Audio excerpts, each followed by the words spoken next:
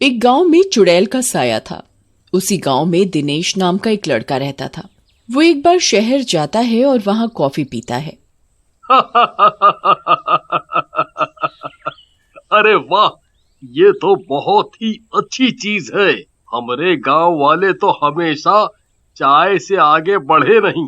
क्यों ना मैं भी अपने गांव में एक कॉफी शॉप खोल लूं। ऐसा सोचकर दिनेश शहर से कॉफी शॉप के बारे में पूरी जानकारी लेकर गांव चला जाता है और कॉफी शॉप खोलने की बात अपने दोस्तों हीरा और लखन को बताता है। भैया दिनेश, स्कीम तो आप बहुत बढ़िया लेकर के आए हो। हम तो कहता हूँ कि आज ही खोल डालो, खूब चलेगी अपनी कॉफी शॉप। हाँ दिनेश भैया, ये हिरवा सही कह रहा है। हम तो कहते हैं जल्दी ही खोल डालो। हम अपनी गर्लफ्रेंड मुनिया को भी लाएंगे यहाँ।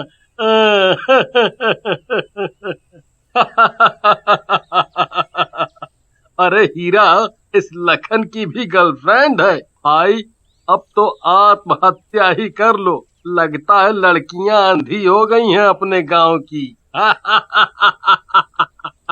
और फिर दिनेश गांव में कॉफी शॉप खोल देता है। कॉफी शॉप की खबर दूसरे गांव में भी फैल जाती है और लोग कॉफी पीने दिनेश की कॉफी शॉप में जाने लगते हैं।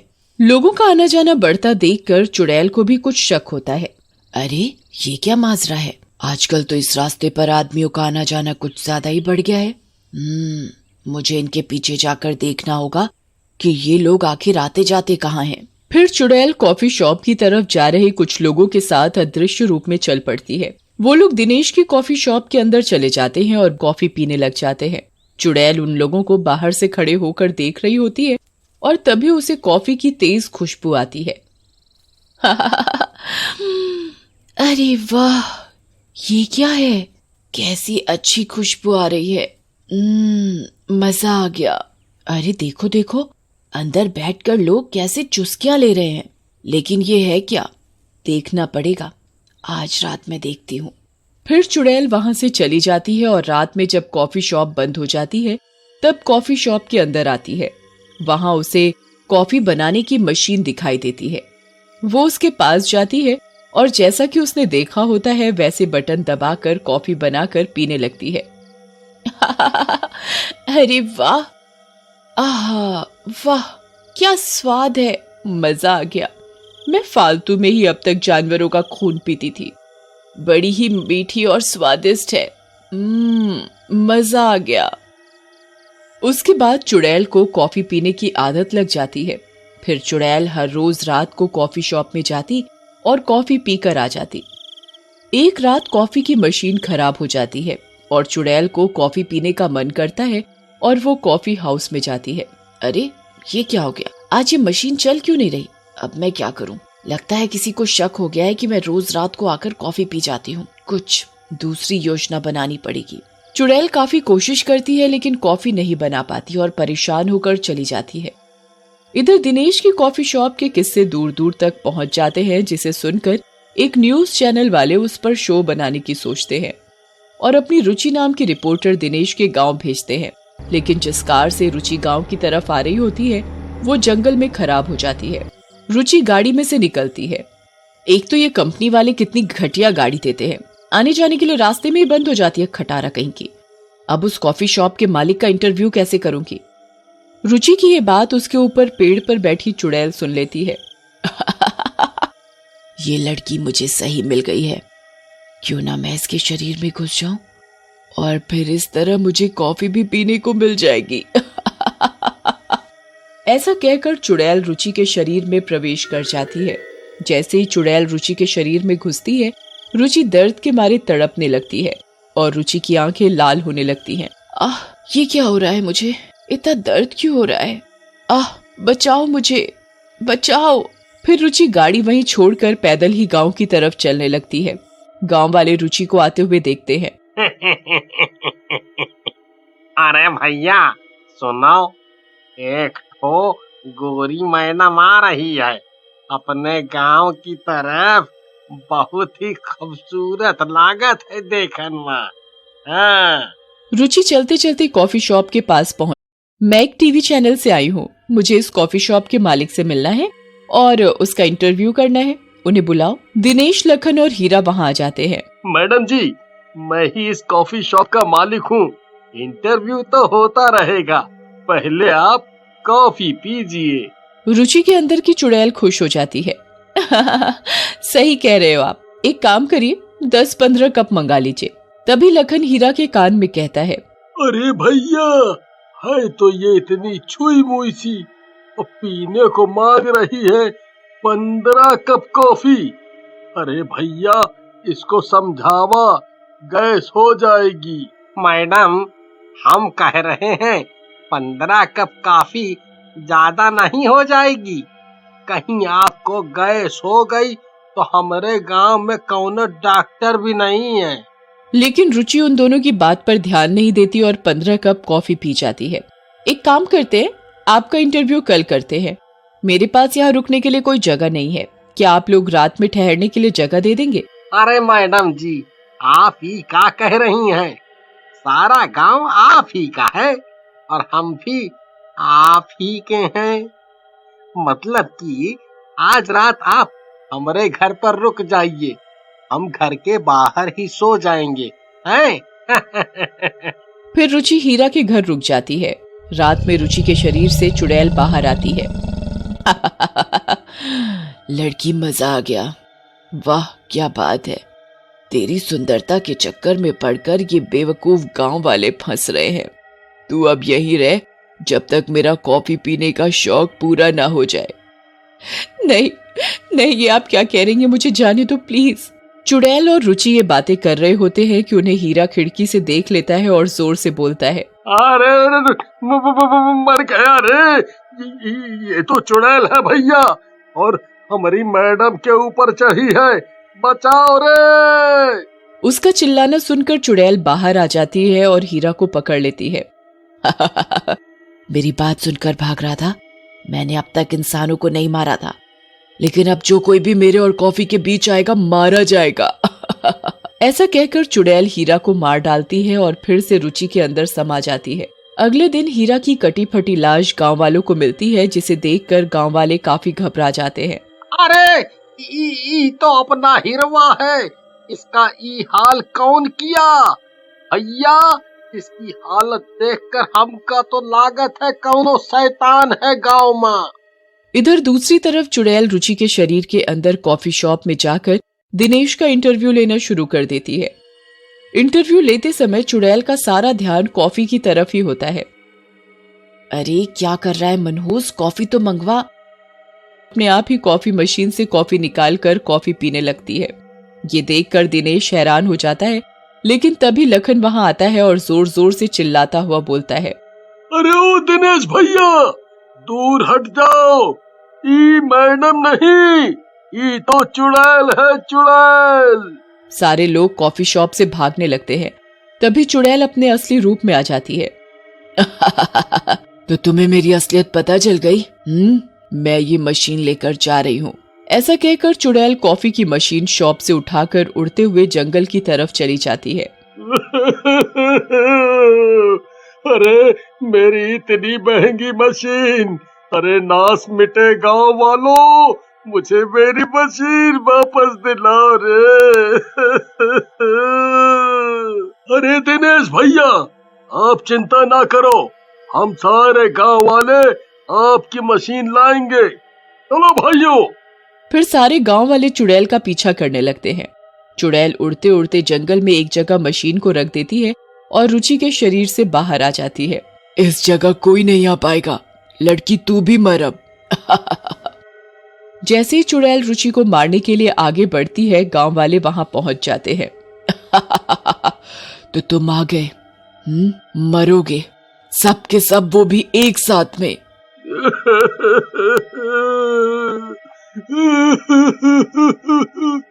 चुड़ैल जी, आप मेरी मशीन मुझको नहीं देना चाहती तो ना दीजिए, लेकिन एक आखिरी बार मैं आपको अपने हाथ से बनाकर कॉफी पिलाना चाहता हूँ, अगर आप बोलो तो। चुड़ैल मान जाती है और दिनेश कॉफी में भभूत मिलाकर चुड़ैल को पिला देता है, जिससे चुड़ैल जलकर राख हो जाती है। जबलपुर नाम का एक छोटा सा गांव था। एक बार उस गांव में एक कठपुतली वाला सोमनाथ आता है।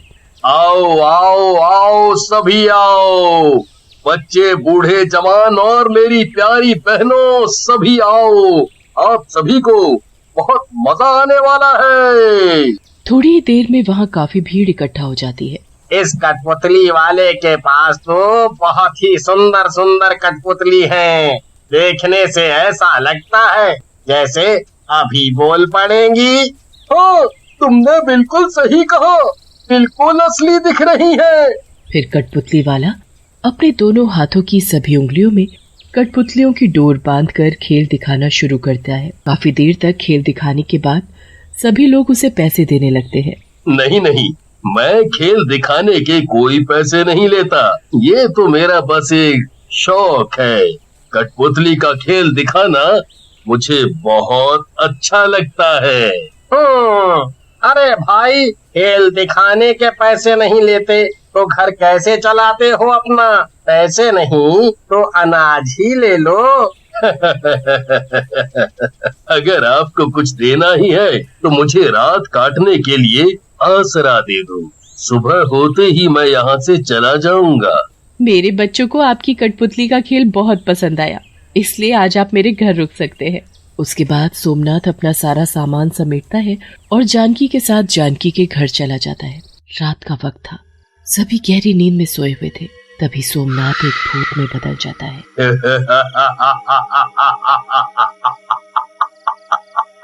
तभी एक कठपुतली आंखें हिलाने लगती है और फिर बोलने भी लगती है।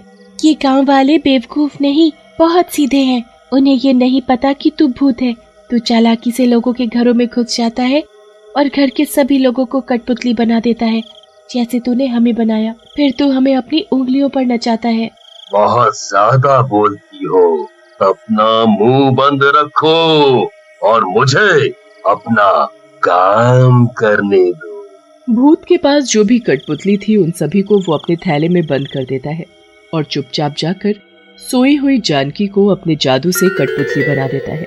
कठपुतली बनते ही उसे भी अपने थैले में छुपाकर अपने साथ ले जाता है। वो वहाँ से सीधा जंगल जाता है। उस घने जंगल के बीचों बीच उसकी एक गुफा थी। रात भर सो नहीं पाया, थोड़ी देर सोया जाए। भूत के सोते ही कठपुतलियां आपस में बातें करने लगती हैं। ये मेरा क्या हाल बना दिया। मुझे अगर पता होता कि ये कठपुतली वाला भूत है तो कभी भी नहीं घुसाती इसे अपने घर पे। चुप हो जाओ बहन, ये कोई मामूली भूत नहीं है। इसे जादू आता है और उसी जादू से ये सबको कठपुतली बना देता है। रात के वक्त ही हम बोल सकते हैं, सुबह होते ही हम फिर से बेजान हो जाएंगी। वहाँ गांव में जानकी का पति जगन्नाथ जानकी के ना मिलने की वजह से परेशान हो रहा था। आखिर इतनी सुबह सुबह उठकर कहाँ जा सकती है वो? इतनी जल्दी तो वो कभी नहीं उठती। कुएं पर भी देखाया, वहाँ भी नहीं है। और ये कठपुतली वाला भी बिना कुछ बोले यहाँ से चला गया। जगन्नाथ गांव भर में अपनी पत्नी के बारे में पूछता फिर रहा था, पर किसी को कुछ नहीं पता था। अगले दिन भूत सोमनाथ कठपुतली बनकर फिर से गांव में जाता है। आओ आओ आओ, मेरे पास आओ सब। सोमनाथ की आवाज सुनकर सभी लोग अपना अपना काम धंधा छोड़कर कठपुतली वाले के पास आ खड़े होते हैं। ये देखो, ये दुलारी है, इसका एक ठुमका ही सबको दीवाना बना देता है। अब दोनों मिलकर अपना खेल शुरू करो। तुम्हारे पास कल 4 ही कठपुतली थी, पर 5 कैसे हो गई? ये 5वीं कठपुतली कहाँ से आई तुम्हारे पास? ये कुछ ज्यादा सवाल जवाब नहीं कर रहा। इसे मेरे बारे में सब पता न चल जाए। इससे पहले इसे सब पता चले, मुझे आज रात को ही इसे भी कठपुतली बनाना होगा। क्या हुआ? कुछ बोलो। तुमने सही कहा, कल मेरे पास 4 ही कठपुतली थी। आज 5 इसलिए हैं क्योंकि मैं खुद इन्हें बनाता हूँ। तो कल मैंने ये नई कठपुतली बनाई। अच्छा, क्या तुम मेरे लिए भी एक कठपुतली बना सकते हो? तुम्हारी कठपुतलियों की बात ही कुछ और है। ऐसा लगता है जैसे कठपुतली नहीं, कोई जीता जागता इंसान हो। बना दूंगा, पर इसके लिए मुझे रात भर तुम्हारे घर रुकना होगा। हाँ हाँ, क्यों नहीं, चलो ही मेरे साथ मेरे घर पर चलो चलो। आज इसकी बारी है। सोमनाथ प्रमोद के घर रुकता है। जब सभी सो जाते हैं, सोमनाथ अपने असली रूप में आ जाता है। तभी एक कठपुतली बोलने लगती है, मत कर तू ऐसा, छोड़ दे उसे। अगर तू उसके पास भी गया तो मैं शोर मचाना शुरू कर दूंगी, फिर तेरे लिए अच्छा नहीं होगा। सभी गांव वाले तेरा असली रूप देखकर तुझे जान से मार देंगे। तेरी इतनी हिम्मत कि तू शोर मचाएगी? मेरी गुलाम होकर मुझे मरवाना चाहती है? अभी रुक, देख मैं तेरा अब क्या करता हूँ। सोमनाथ उस कठपुतली के 2 टुकड़े कर देता है, उसके हाथ पैर तोड़कर घर के पीछे फेंक देता है। फिर सीधा प्रमोद के कमरे में जाता है और उसे कठपुतली बनाकर अपने थैले में रखकर वहाँ से चला जाता है। गुफा में पहुँचते ही, देखा ना, मैंने उस कठपुतली का क्या हश्र किया। अगर तुम सब चाहते हो कि तुम सब के साथ भी ऐसा ना हो तो अपना मुंह बंद रखना।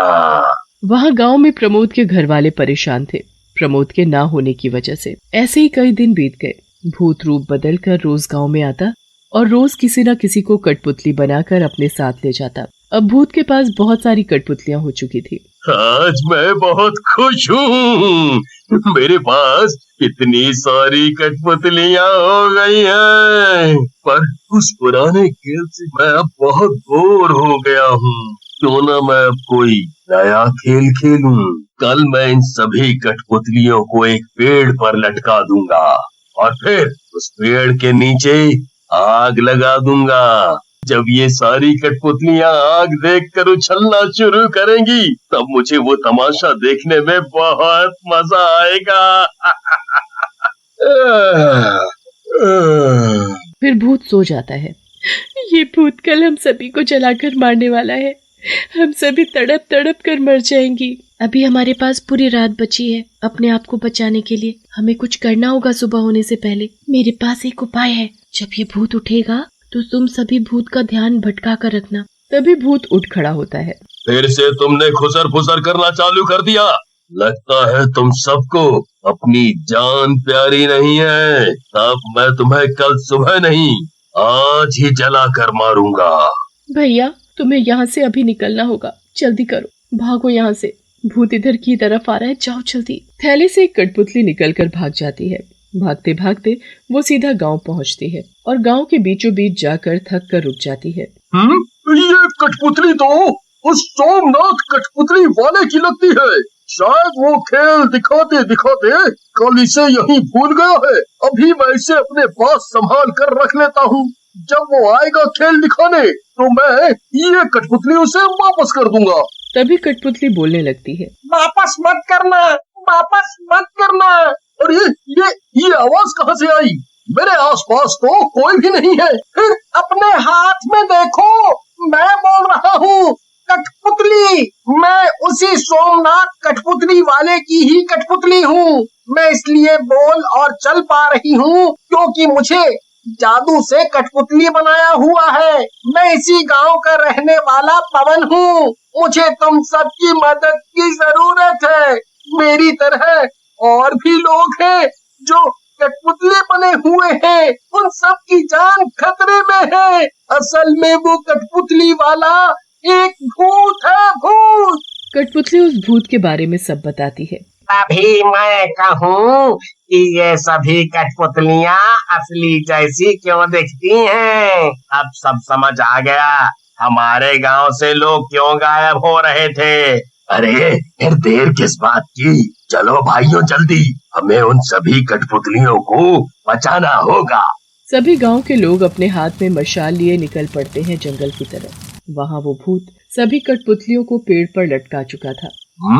मेरी एक कठपुतली कहाँ है? एक इस थैले से गायब है। मैं यहाँ हूँ और अब तेरा खेल खत्म।